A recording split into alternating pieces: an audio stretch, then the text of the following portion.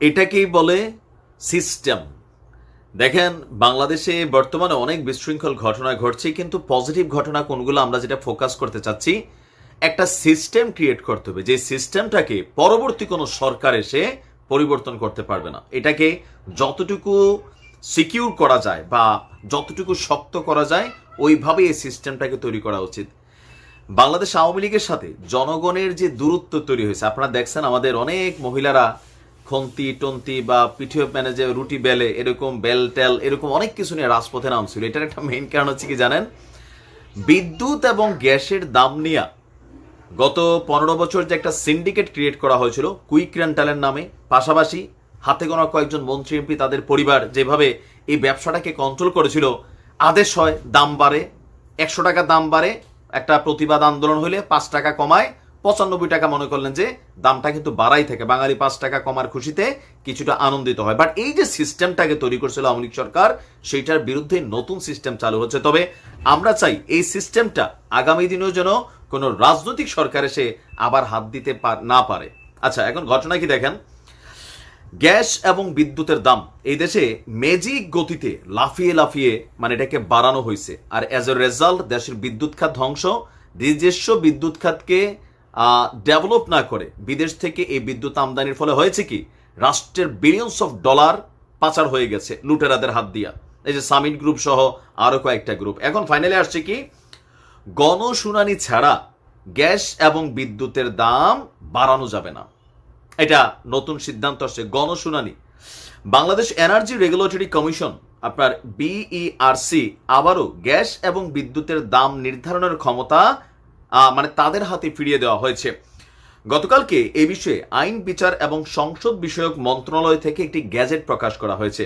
গ্যাজেটে বলা হয়েছে Bangladesh energy regulatory commission আইন 34-এর ক বিলুপ্ত করে অধ্যাদেশ জারি করা হয়েছে। এখন এই আইনটা কি হয়েছিল, আমরা মাঝখানে দেখছিলাম 2022 খসড়ার চূড়ান্ত অনুমোদন দিয়েছিল আওয়ামী লীগ সরকারের মন্ত্রিসভা।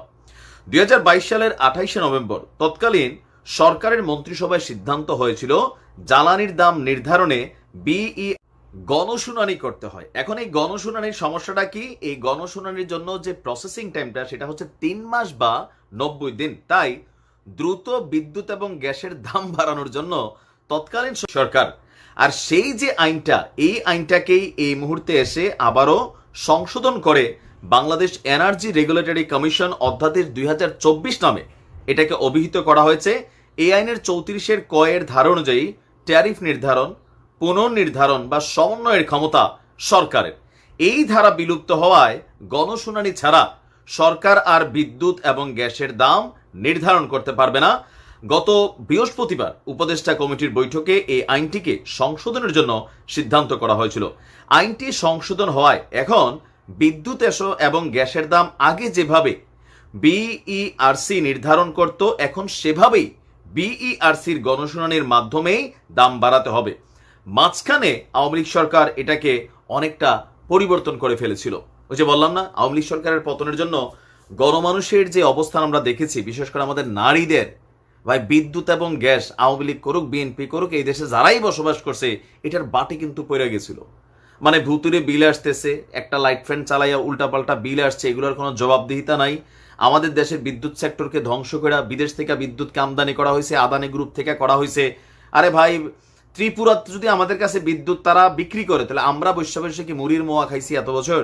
তা আমার মনে হয় যে এগুলোর পাশাপাশি আমাদের নিজস্ব যে গ্যাস প্রকল্পগুলো আছে আর একটু ডেভেলপ করা, বিদ্যুৎ সেক্টরকে স্বয়ংসম্পূর্ণ করা, পাশাপাশি তেল শোধনাগার একটাই আছে বাংলাদেশে, এটা থেকে রাশিয়ার তেল আনলে নাকি আমরা শোধন করতে পারি না। তো আমার মনে হয় যে ইটস টাইম যে আমরা সরাসরি রাশিয়া থেকে তেল আনবো, আইনে আমাদের রিফাইনারিতে আমরা পরিশোধন করব, আমাদের তেলটা আমরা আমাদের দেশের বাজারে বিক্রি করব, তেলের দাম অনেক কমে যাবে। এখন আমরা ভারতের মাধ্যমে চাইটা খাই, ওই সৌদি আরব থেকে আনতে হয়, অমুক জায়গা থেকে আনতে হয়, আইনা এই তেলটা বাহির থেকে প্রসেসিং করতে হতো, বা প্রসেসিং তেলটা করার ফলে 1 টাকার জিনিস যেটা প্রসেসিং করতে খরচ হয় বাহির দেশ থেকে আনার কারণে 5 টাকা হয়। আর এগুলোর ব্যবসা করে কারা?